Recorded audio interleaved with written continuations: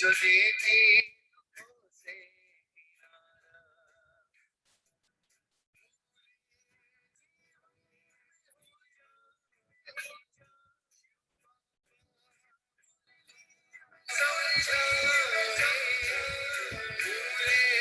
जीवन में हो जा शिव बाबा मुरली में समझा तुम्हें देवता बनना है प्यारा देखो गलती न करना दोबारा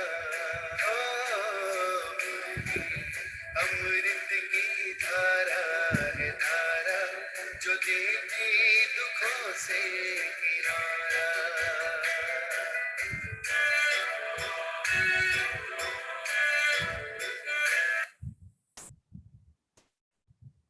ओम शांति।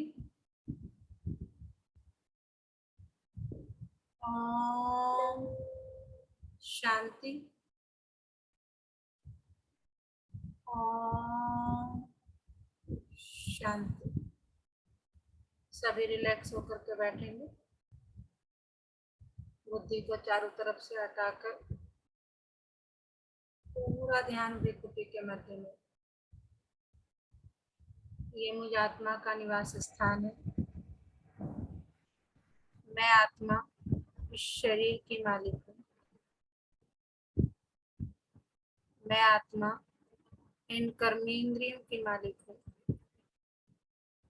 मैं बहुत भाग्यवान आत्मा हूँ कि परम पिता परमात्मा ने मुझे पहचाना है, मुझे अपना बनाया है। मैं कोटों में कोई और कोई में भी कोई भाग्यवान आत्मा हूँ कि परम पिता परमात्मा मुझे रोज से शक्तियों से ज्ञान से करते जाते हैं। मुझे अपना बनाने के लिए, मुझे रोज पढ़ाने के लिए, पावन बनाने के लिए। अभी मैं आत्मा अपने परम पिता परमात्मा के महावाक्य सुनूंगी। ओम शांति। आज 16 अगस्त 2021 बाबा के महावाक्य हैं। पहले सुनते हैं मुरली का साथ। मीठे बच्चे, सब बातों में सहनशील बनो। सब बातों में सहनशील बनो। कौन सी बातें बता रहे हैं बाबा? देखो, निंदा, स्तुति, जय, पराजय, सब में समान रहो। तुम सुनी सुनाई बातों में विश्वास नहीं करो। निंदा हो रही है तो भी अच्छी बात है, स्तुति हो रही, मतलब हमें एक रस रहना है। बाबा एक रस की बात करते हैं ना। जय पराजय, बहुत अच्छा भी हमें कुछ मिल गया तो भी एक रस है ना। पराजय हो गई, कुछ नहीं हमारे मन की बात हो पाई तो भी। तो सुनी सुनाई बातों में विश्वास नहीं करो। प्रश्न है, आत्मा सदा चढ़ती कला में आगे बढ़ती रहे, उसकी सहज युक्ति सुनाओ।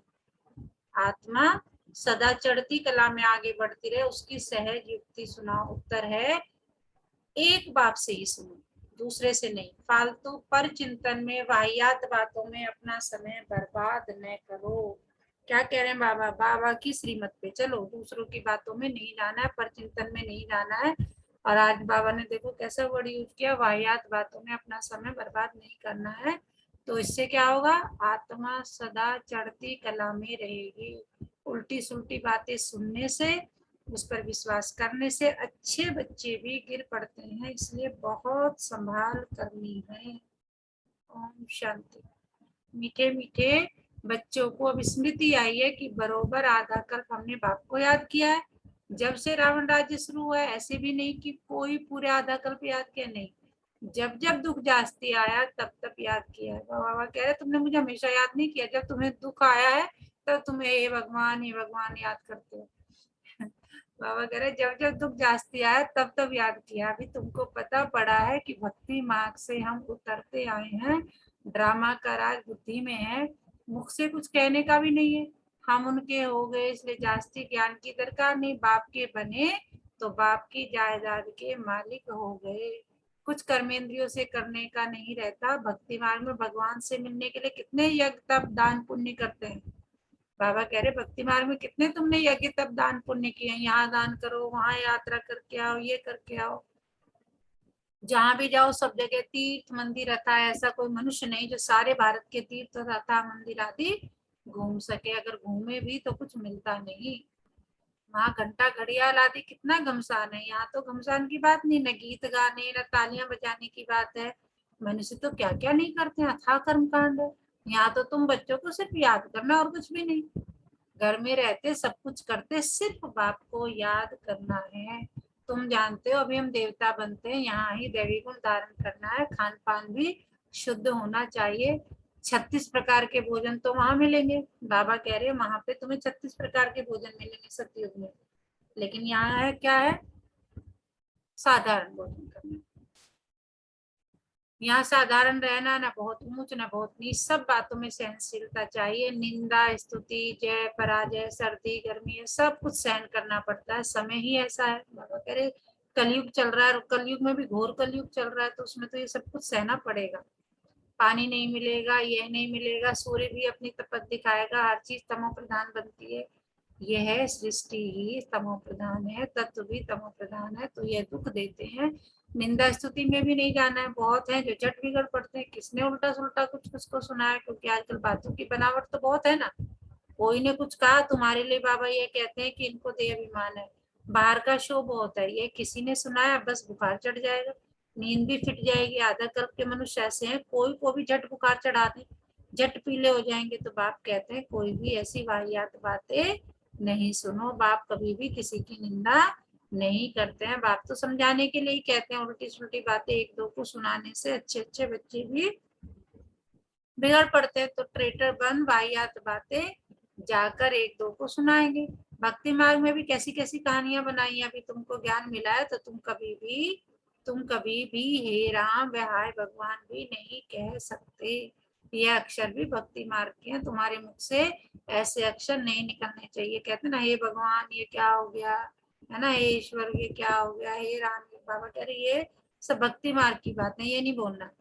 बाप सिर्फ कहते हैं मीठे लाडले बच्चों आत्म अभिमानी बनो। कितना प्यार से समझाते हैं, किसी भी बात किसकी भी बात नहीं सुनो, फालतू पर चिंतन नहीं करो। एक बात पक्की कर लो, हम आत्मा है, आत्मा अविनाशी है, शरीर विनाशी है, आत्मा ही संस्कार धारण करती है। अब तुम बच्चों को आत्म अभिमानी बनना है। द्वापर से तुम रावण राज्य में देह अभिमानी बनते हो, इसलिए अब देह अभिमानी बनने में मेहनत लगती है। घड़ी घड़ी बुद्धि में ये आना चाहिए कि हमको बेद का बाप मिला है, कल्प कल्प बाप वर्षा देते हैं, अब उनकी मत पर चलना है। उनके लिए ही गायन है, तुम माता पिता है, वह सब संबंधों का सुख देने वाला है, उनमें सब मिठास है, बाकी और मित्र संबंधी आदि दुख देने वाले ही हैं। एक ही बात है, बाप है जो सबको सुख देने वाला है। रास्ता भी बिल्कुल सहज बताते हैं। क्या रास्ता बताते हैं कि अपने को आत्मा समझ, मुझ बाप को याद करो। बाप समझाते हैं, कोई नई बात नहीं है। तुम जानते हो हर 5,000 वर्ष बाद हम ऐसे बाप के पास आते हैं, कोई साधु संत नहीं है। बाबा कह रहे तुम यहाँ जो बैठे हो ब्रह्मा बाबा के सामने, किसी साधु संत के सामने नहीं बैठे हो, तुम कोई साधु संत आदि के पास नहीं रहते। बाकी हाँ बाप कहते हैं प्रवृत्ति मार्ग के संबंध से तोड़ निभाना, नहीं तो और ही खिटपिट हो जाती है। युक्ति से चलो, प्यार से हर एक को समझाना है कि देखो अभी विनाश का समय नजदीक है, ये आसुरी दुनिया खत्म होनी है, अब देवता बनना है, देवी गुण यहाँ धारण करना है। प्यार से समझाना चाहिए।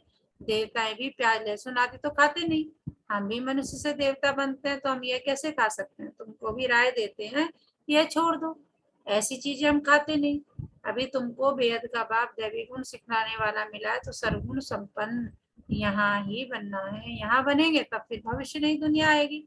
ये ऐसे ही होता है जैसे रात के बाद फिर दिन होता है। बाबा कह रहे हैं नई दुनिया आनी है, ये इसी प्रकार से होना है जैसे रात के बाद दिन आता है। अब रात की अंत में ही दैवी गुण धारण करने हैं, तो फिर सुबह हो जाएगी। अपनी परीक्षा हर एक को आप ही लेनी है, ऐसे नहीं बाप तो सब कुछ जानते हैं। तुम अपने को देखो ना, स्टूडेंट ऐसे कभी नहीं कहेंगे टीचर तो सब कुछ जानते हैं। इम्तिहान के दिन नजदीक आते हैं तो बच्चे खुद ही समझते हैं हम कितना पास होंगे, किस सब्जेक्ट में हम ढीले हैं, मार्क्स कम लेंगे, फिर सब मिलाकर पास हो जाएंगे, ये समझते हैं। तो इसमें भी अपनी जांच रखनी है, हमारे में क्या कमी है। बाबा कह रहे क्या जांच रखनी है, अपनी ये जांच रखो, अपने आप से कहो हमारे में क्या कमी है। मैं बहुत मीठा बना हूँ, सबको प्यार से समझाना है। हम आत्माओं का बाप परमपिता परमात्मा है, मनुष्य की बात नहीं। हम निराकार को भगवान कहते हैं, भगवान रास्ता एक ही है, बाकी सब है रचना। रचना से किसको वर्षा नहीं मिल सकता, कायदा नहीं है। अब सब रचना का सदगति दाता एक ही रचता बाप है, उसमें साधु संत सब आ गए, तो सब आत्माएं है ना। हाँ, मनुष्य अच्छे बुरे तो होते ही है, पोजीशन ऊंचा नीचा होता है, सन्यासियों में भी नंबरवार है। कोई तो देखो भीख मांगते रहते, कोई को सब पाव पड़ते। तुम बच्चों को भी ऊंच बनना है, बहुत मीठा बनो। कभी भी क्रोध से बात नहीं करनी चाहिए, जितना हो सके प्यार से काम लो। कहते हैं बच्चे बहुत तंग करते हैं, सो तो आजकल के बच्चे हैं ही ऐसे, प्यार से उनको समझाओ। बाबा गृहस्थी में भी कहते हैं ना, हम लोग शिकायत करते हैं बाबा बच्चे ऐसे हैं तंग करते हैं, तो बाबा कह रहे नहीं, क्या कह रहे हैं, आजकल के बच्चे हैं ही ऐसे, प्यार से उनको समझाओ। दिखाते हैं कृष्ण चंचलता करता था तो उनको रस्सी से बांधते थे, जितना हो सके प्यार से समझाना है, या तो हल्की सजा।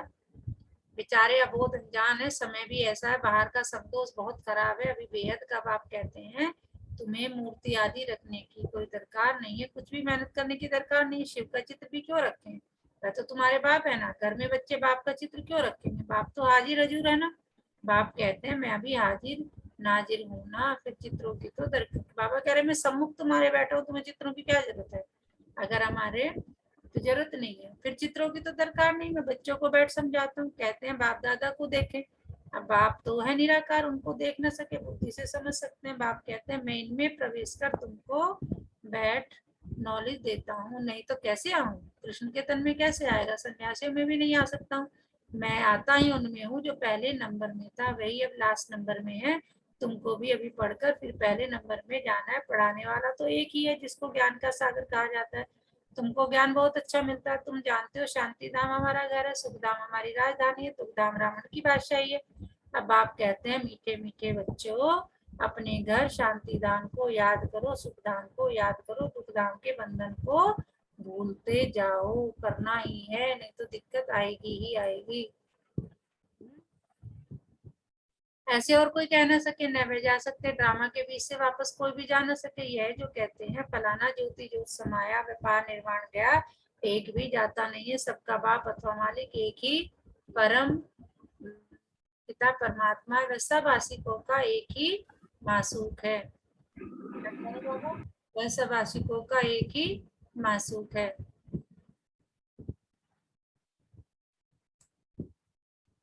वह जिस्मानी आशिक मासूक एक दो को याद करते बुद्धि में चित्र आ जाता, फिर एक दो को याद करते रहेंगे, खाना खाते रहेंगे, याद करते रहेंगे। वह तो एक जन्म के आशिक मासूक है, तुम जन्म जन्मांतर के आशिक हो, एक मासूक है। तुमको और कुछ भी नहीं करना, सिर्फ एक बाप को याद करना। उन आशिक मासूक के सामने चित्र आ जाता है, बस उनको देखते देखते काम भी ठहर जाता है, फिर उनका चेहरा गुम हो जाता है और काम करने लग पड़ते हैं। इसमें तो ऐसे नहीं है, आत्मा भी बिंदी परमात्मा भी बिंदी, अपने को आत्मा समझ बाप को याद करना है।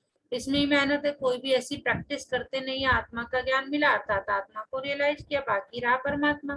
वह भी तुम जानते हो, बाबा आकर यहाँ ब्रिकुटी में बैठते हैं, इनकी जगह भी यहाँ है। आत्मा कहाँ से भी चली जाती है मालूम नहीं पड़ता, उनका मुख्य स्थान ब्रिकुटी है। बाप कहते हैं मैं भी बिंदु हूँ, इसमें आकर बैठा हूँ, तुमको पता भी नहीं पड़ता। बाप तुम बच्चों को सब बैठ सुनाते हैं, तुमको जो सुनाते हैं वह हम भी सुनते हैं। समझानी तो बिल्कुल राइट है, दैवी धर्म वाले जो होंगे झट समझ जाएंगे।